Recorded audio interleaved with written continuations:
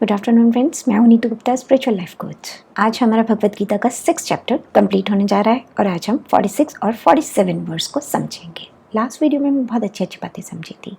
कृष्ण ने अर्जुन के डाउट्स को दूर करते हुए उसको ये बताया था कि इस जन्म में अगर उसकी प्रैक्टिसेस अधूरी रह भी गई तो अगले जन्म में उसको किस तरीके का परिवार मिलेगा, कैसा माहौल मिलेगा और उसकी इन प्रैक्टिसेस का क्या होगा। तो अगर आप उसके बारे में डिटेल में जानना चाहते हैं तो पुरानी वीडियो को ज़रूर देखिएगा। आज हम बात करते हैं अपने आगे के वर्सेस की।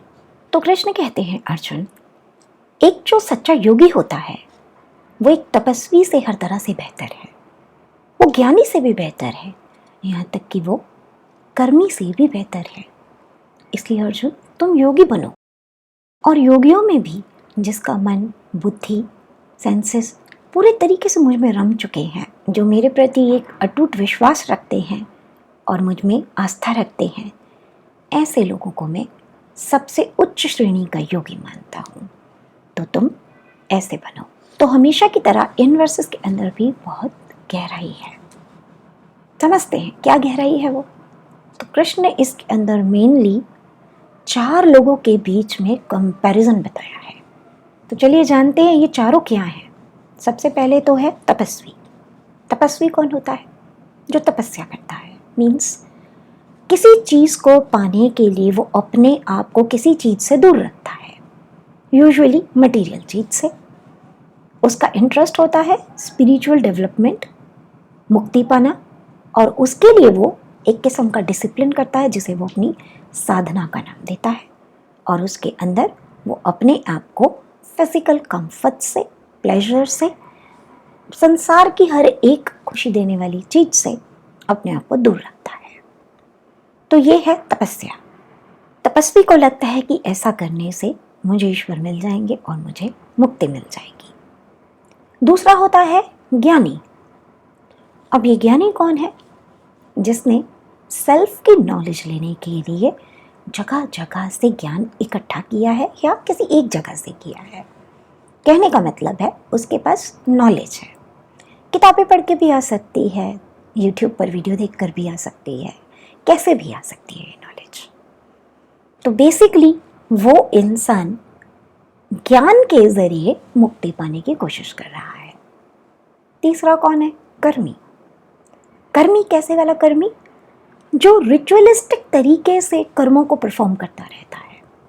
जैसे कि किसी ने नियम ले लिया, रोज मंदिर जाएंगे, इतनी मालाओं का रोज जप करेंगे, इतनी देर रोज मेडिटेशन करेंगे।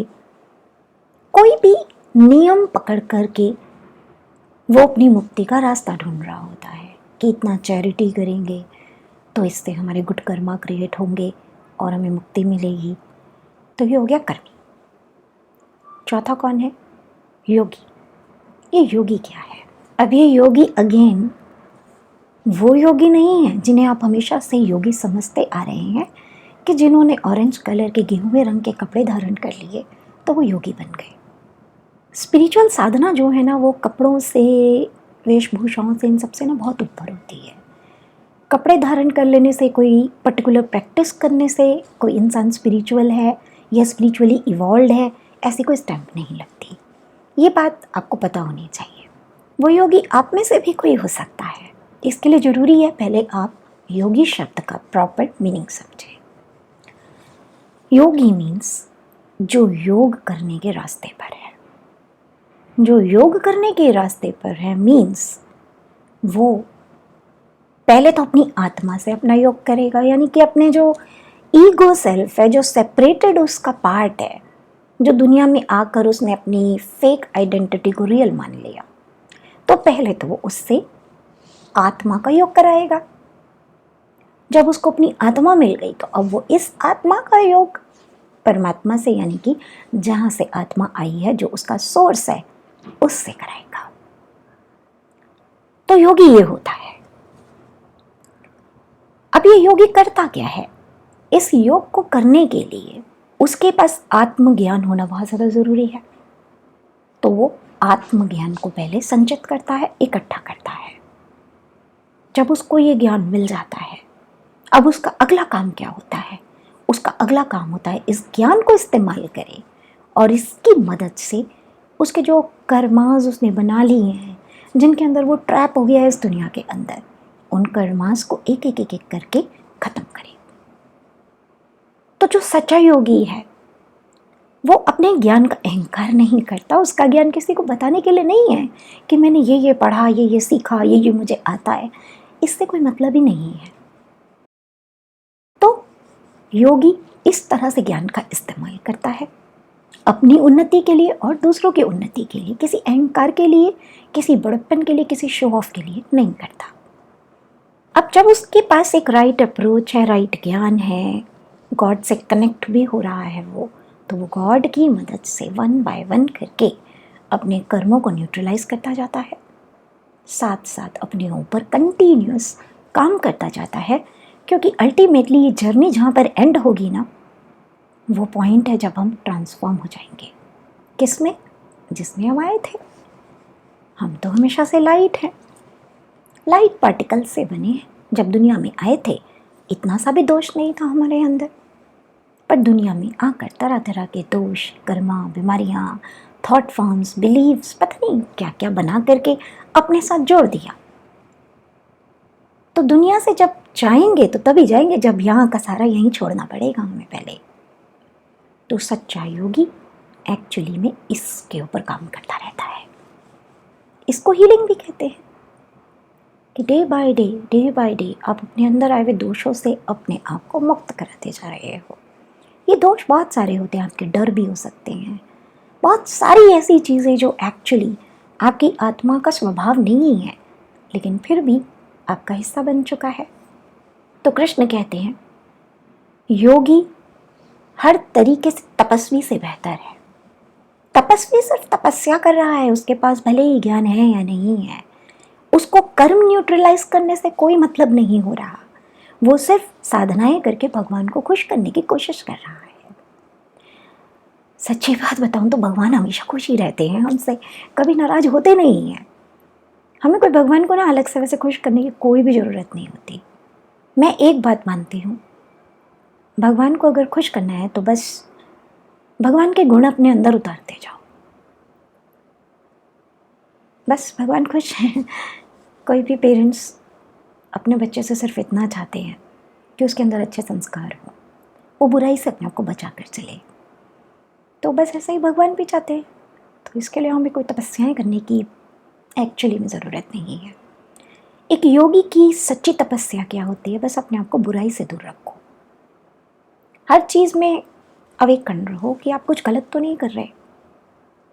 जहाँ आपको लगे आप गलत जा रहे हो, ट्रैक से हट रहे हो, इंस्टेंटली वापस अपने आप को खींच कर लो।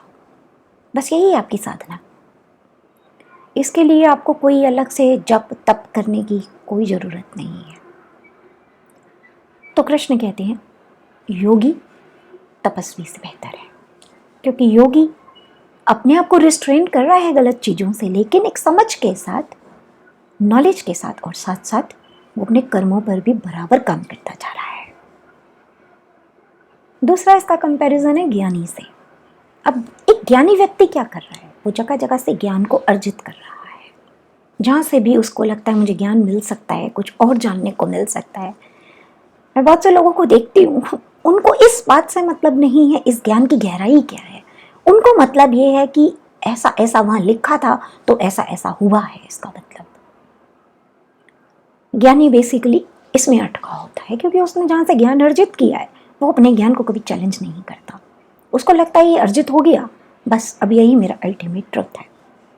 जबकि हकीकत यह है ज्ञान एक माया है। ये ज्ञान भी ऐसे ऐसे फंसाता है कि व्यक्ति को पता भी नहीं चलता इसने कब आपको अपने शिकंजे में जकड़ लिया। ज्ञान को योगी भी अर्जित करता है, लेकिन वो उस ज्ञान को विजडम में ट्रांसफॉर्म करता है। उस ज्ञान को सिर्फ कलेक्ट करके अपने पास नहीं रखता। वो जानता है कि एक ज्ञान मेरे लिए सिर्फ वहीं तक यूज़फुल है जहाँ तक मैं इसकी मदद से अपनी फॉर्म में वापस आ सकूं, अपने कर्मांश को न्यूट्रलाइज करके अपने आप को मुक्त करा सकूं। तो ज्ञानी मुक्ति के लिए ज्ञान लेता जरूर है, लेकिन वो उस ज्ञान के ऊपर काम नहीं करता इतना, और उसका ज्ञान यूजुअली एक रॉ मटेरियल की तरह उसके पास, उसके कलेक्शन में रखा रह जाता है। इसलिए कृष्ण कहते हैं योगी बनो, ज्ञानी से योगी सुपीरियर है। तीसरा कंपैरिजन कृष्णा ने किया कर्मी के साथ, यानी कि जो रिचुअलिस्टिक तरीके से एक्शंस करते हैं। उन्हें लगता है कि अगर हम इस तरीके से रिचुअल्स प्रैक्टिस करेंगे, नियम से भोग लगाना, नियम से मंदिर जाना, जप तप करना, पाठ करना, कोई भी चीज़, तो इससे भगवान खुश होंगे और हम पर अपनी ब्लेसिंग बनाएंगे और हमारे शायद कुछ पापों से हमें मुक्ति दिला देंगे। ऐसा एक कर्मी का सोचना होता है। लेकिन योगी जानता है भगवान हमेशा खुश है मुझसे, उन्हें अलग से खुश करने के लिए मुझे कुछ करने की ज़रूरत नहीं है। मुझे भगवान की मदद चाहिए मेरे कर्मों को ख़त्म करने के लिए, क्योंकि मेरे पास नॉलेज नहीं है कि कर्म कैसे ख़त्म होते हैं। तो जब मैं अपनी आत्मा से या भगवान से जुड़ता हूँ तो वहाँ से मुझे ये ज्ञान मेरे अंदर आ जाता है। इसलिए योगी भगवान से जुड़ता है, नॉलेज लेता है, लेकिन उसका अल्टीमेट एम क्या होता है? अपने कर्मों को समझना और उनके ऊपर काम करके एक एक एक एक करके अपने कर्मों को खत्म कर देना। मुक्ति तो देखिए उसी से मिलती है।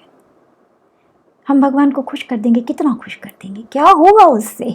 एंड ऑफ द डे भगवान बोलेंगे ठीक है मैं खुश हूँ, चलो मदद करूँगा तुम्हारी, पर ये तो तुमने क्रिएट किया है, तुम्हें ठीक करना पड़ेगा। और ये तो कृष्ण मेरे साथ भी करता है। मैं भले ही उसकी कितनी फेवरेट हूँ, कितना ही वो मुझे प्यार करता है, लेकिन फिर भी कार्मिक चैलेंजेस तो मुझे खुद ही झेलने पड़ते हैं और उसमें मुझे कोई भी रियायत नहीं मिलती कृष्ण की तरफ से। हाँ, वो मेरे साथ खड़ा होता है, हमेशा मेरी मदद करता रहता है। तो योगी इस बात को अंडरस्टैंड करता है। योगी का मेन फोकस है मुक्ति। मुक्ति के लिए वो जानता है मुझे कर्म करना पड़ेगा, लेकिन कर्म कौन सा होगा? जिसमें ज्ञान, आत्मा सब कुछ शामिल है।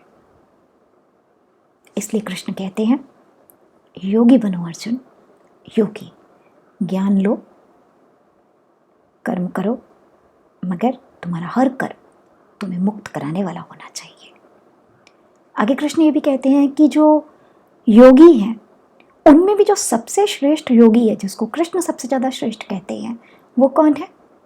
वो वाला योगी है जिसको भगवान में, डिवाइन में, गॉड में, कृष्ण में, कोई भी नाम दे दीजिए आप, अटूट श्रद्धा है, विश्वास है, डाउट नहीं है उसके अंदर। डाउट के साथ हम ईश्वर से नहीं जुड़ सकते, और अगर हम भगवान से नहीं जुड़ेंगे तो हम भगवान के मैसेज भी रिसीव नहीं कर सकते।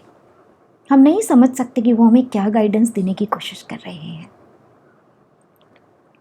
और वास्तव में हमारे कर्म तभी खत्म होते हैं जब हमारे पास ठीक गाइडेंस होती है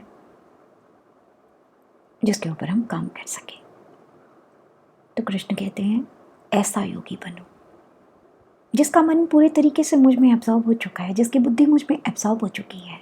अब इसका मतलब ये नहीं है, फिर से मैं बोल रही हूँ, कि मीराबाई बनकर सड़कों पर कृष्ण कृष्ण करते हुए घूमो।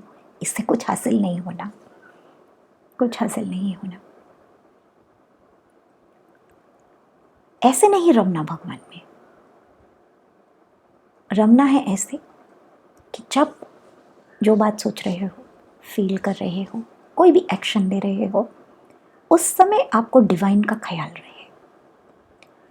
आपकी कॉन्शियसनेस उस कॉन्शियसनेस से मिल जानी चाहिए कि आपको हमेशा पता है कि मेरा ये एक्शन, मेरी ये सोच, मेरी ये फीलिंग, मेरा ये बिहेवियर, मेरा सब कुछ डिवाइन से अलाइंड है या नहीं है। अगर डिवाइन से अलाइंड है, हर चीज़ को करने से पहले आपको डिवाइन याद आता है और आप अपने एक्शन को और हर चीज़ को उससे मैच करते हो, तो बस रम गए हो आप कृष्ण के अंदर। एब्जॉर्ब हो गया है आपका मन कृष्ण के अंदर। पर अगर ऐसा नहीं हो पा रहा तो सिर्फ उसका नाम लेकर जप करते रहने से इस बात की कोई एश्योरिटी नहीं है कि आपका मन, बुद्धि डिफ़िकल्ट सिचुएशंस के अंदर भी डिवाइन को याद रख सकते हैं। देखिए, इंसान कितना इवॉल्व हो गया है ना, ये तब तक नहीं समझ आता जब तक कुछ टेस्ट से वो गुजरता नहीं है, चैलेंजेस को कुछ क्रॉस नहीं करता। अगर मेरी ज़िंदगी में सब अच्छा चल रहा है, पैसा पैसा है, सब कुछ है, तो ईमानदार बन के दिखाना मेरे लिए मुश्किल नहीं है।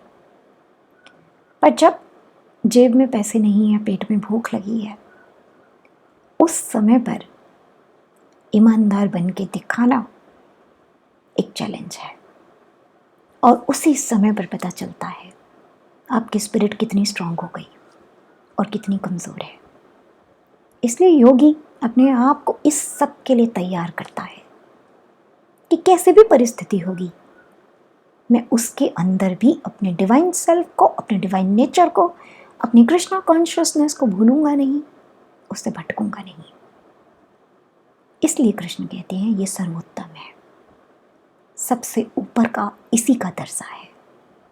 और मुझे कृष्ण ने ऐसे सब रास्तों से गुजारा है जहाँ पर हर तरीके के टेस्ट उसने मुझसे लिए हैं। तभी मैं कहती हूँ आज किसी भी चीज़ में मुझको बांधने की, फंसाने की अब ताकत नहीं बची, क्योंकि ये टेस्ट देखकर मैंने देख लिया कि ये चीज़ें मुझे भटका नहीं पाई, कोई भी चीज़ मुझे भटका नहीं पाई। तो मैं मान सकती हूँ कि हाँ मेरी स्पिरिट स्ट्रांग हो गई, क्योंकि जब बॉटम में जाकर आप बैलेंस कर लो तो कोई हवा का झोंका, तूफान आपको हिला नहीं सकता। तो योगी बनिए, और योगियों में भी ऐसे वाला योगी बनिए। चलिए आज के लिए इतना ही। नेक्स्ट टाइम आगे के वर्सेस पर डिस्कशन करेंगे। तब तक के लिए जय श्री कृष्ण।